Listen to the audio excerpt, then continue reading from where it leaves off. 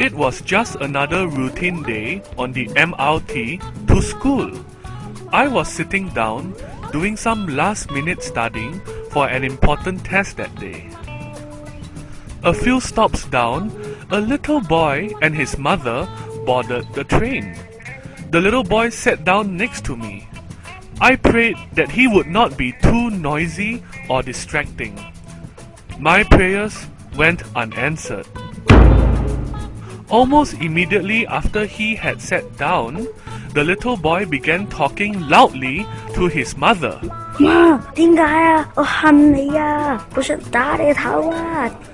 His talking would become louder and louder, drawing angry looks from passengers on the train. Worse still, his timid mother looked on helplessly, like a bewildered ewe. Her words to the boy were too softly spoken and barely audible. Soon, everyone in the carriage was staring at the little boy angrily. Just when I thought the noise could not get any worse, the little boy, out of nowhere, whipped out this toy dog. He started squeezing the dog, causing the dog to emit this continuous, high-pitched squeaking sound. Ee! The toy would squeak, tormenting the passengers on the train even more. I was approaching my breaking point, and I was doing everything I could to keep from laying my hands on the boy.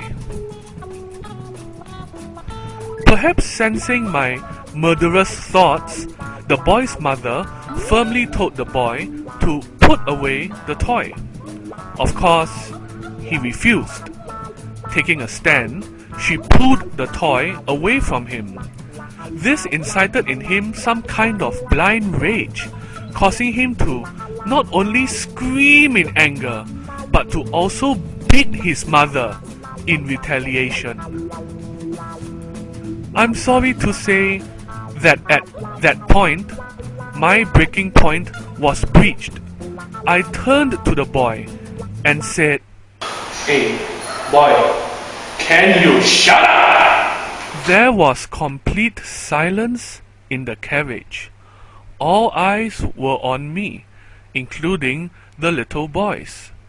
He stared at me for a couple of seconds before suddenly breaking out in tears. Not exactly the reaction I was hoping for. His mother, thankfully, did not scold me. She started comforting her distraught son, saying to him, You see what you did? You made Uncle angry."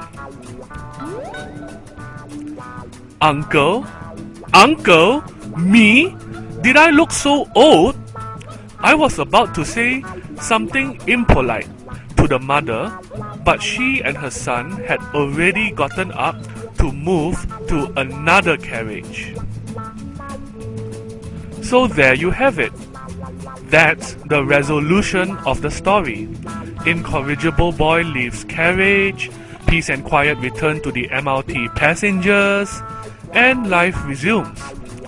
Is there a coda in this story? Yeah, there is. The coda is, spare the rod and spoil the child. The end.